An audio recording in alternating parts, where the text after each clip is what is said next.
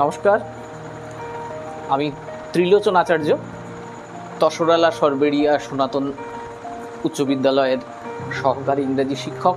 আর এই চ্যানেলে আমি প্রথমেই একাদশ শ্রেণী অর্থাৎ ক্লাস 11-এর সেকেন্ড সেমিস্টার ইংরেজির সিলেবাস এবং নাম্বার ডিভিশন কী কী আছে সে বিষয়ে আলোচনা করব।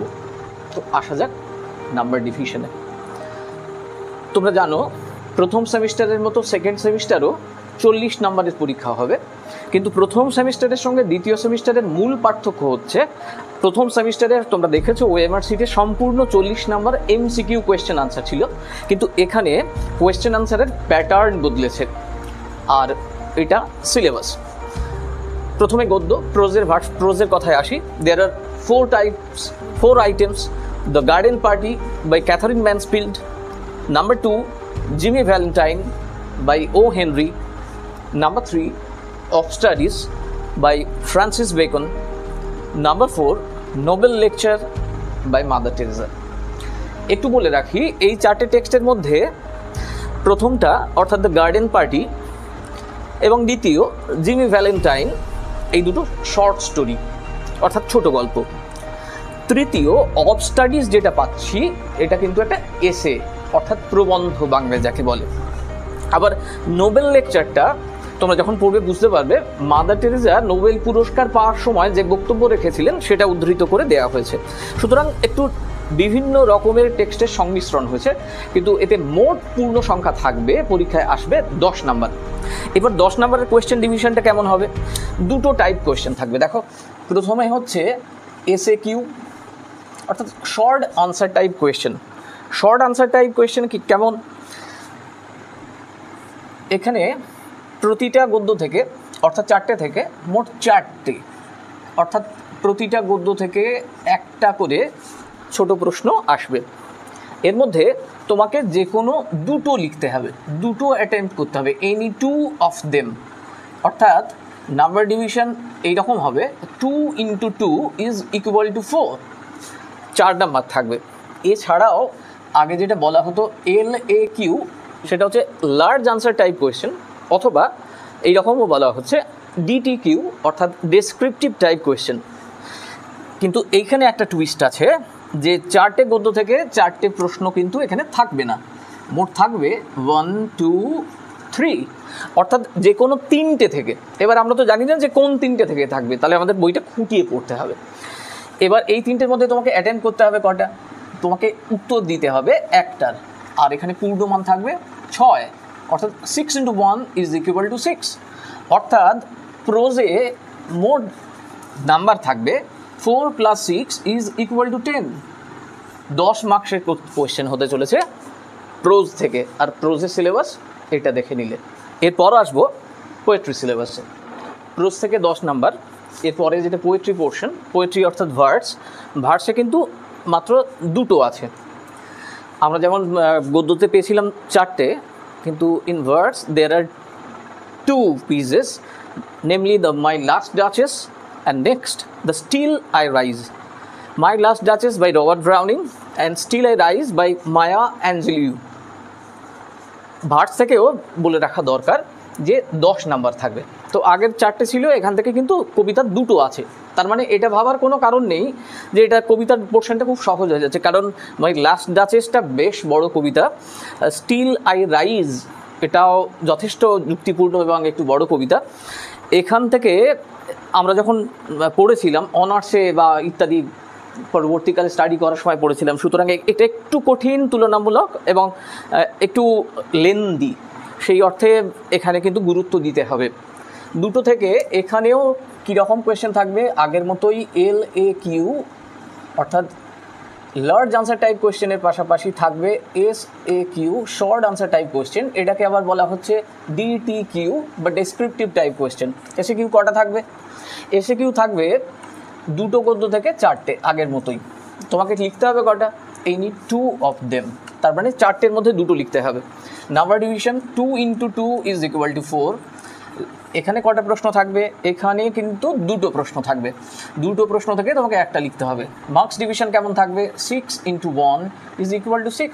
সুতরাং আগের মতোই 4 আর 6 10 নাম্বার কিন্তু ভার্স বা কবিতা থেকেও 10 আর 10 20।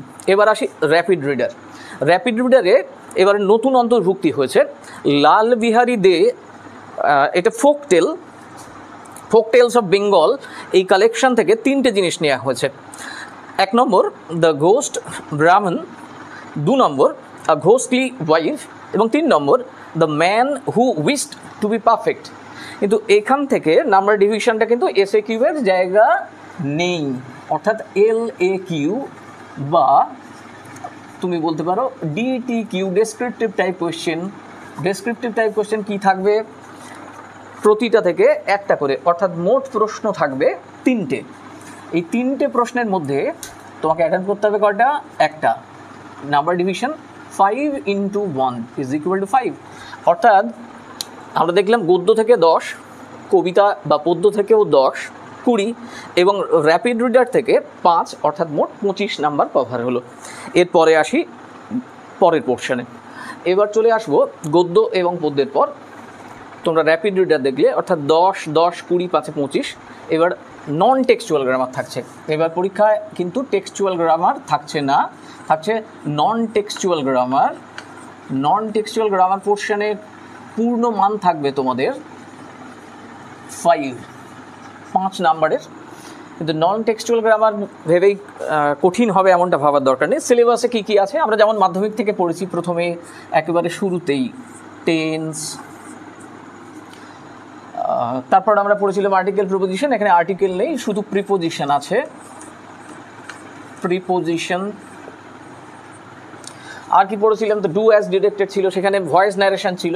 এখানে কিন্তু ন্যারেশন নেই, শুধুমাত্র আছে ভয়েস, আছে ক্লজ।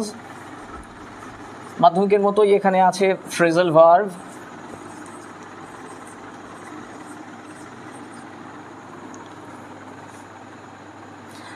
আর আছে পার্টিসিপল আর জিরান্ড। পার্টিসিপল আর আছে কি? জিরান্ড। পার্টিসিপলের সঙ্গে জিরান্ড রয়েছে। আর এইগুলো বলে দেওয়ার পর একটা অপশান রয়েছে, সেগুলোতে রয়েছে ট্রান্সফরমেশন অফ সেন্টেন্সেস।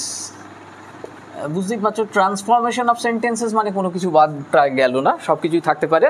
আর একটা নতুন যেটা যোগ করা হয়েছে, এরর কারেকশন। এরর কারেকশন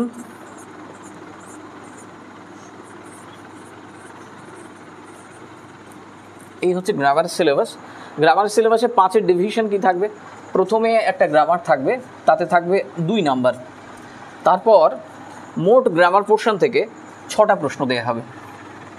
এখানে একটাই করতে হবে, 2 নাম্বার। অর দেওয়ার কথাও কোনো বইতে বলা হচ্ছে। প্রিপোজিশন, আর্টিকেল, পার্টিসিপল, জিরান্ড, এই সমস্ত সিলেবাসের মধ্যে থেকে এখানে আরও থাকবে মোট 6টা। 1, 2, 3, 4, 5, 6টা। তোমাকে 6টাই করতে হবে। তাহলে পূর্ণমান কত করে যাবে? হাফ, 1/2 × 6 = 3, অর্থাৎ 2 + 3 পূর্ণমান 5। তার মানে গদ্য থেকে 10, পদ্য থেকে 10, র্যাপিড রিডার থেকে 5, 25, আর গ্রামার থেকে 5, 30। এরপর বাকি অংশের কথায় আসি। রাইটিং স্কিল থাকবে 10 মার্কসের মধ্যে। কীভাবে ডিভিশন করা হয়েছে? নাম্বার 1 থাকছে paragraph writing. Paragraph writing, you have to write the paragraph within 150 words, অর্থাৎ 150 শব্দের মধ্যে তোমাকে প্যারাগ্রাফটা লিখতে হবে। পূর্ণ মান থাকছে 10। অর দিয়ে এবার একটা রাইটিং স্কিলের অপশান দেওয়া হয়েছে।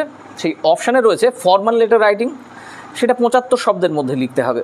ফর্মাল লেটার রাইটিং 75 শব্দের মধ্যে লিখতে হবে। পূর্ণমান 5, 1 × 5 = 5। কিন্তু তার সঙ্গে পার্ট করে তোমাকে তাহলে আরেকটাও লেখা লিখতে হবে, সেটা হচ্ছে ইভেন্ট রিপোর্ট রাইটিং।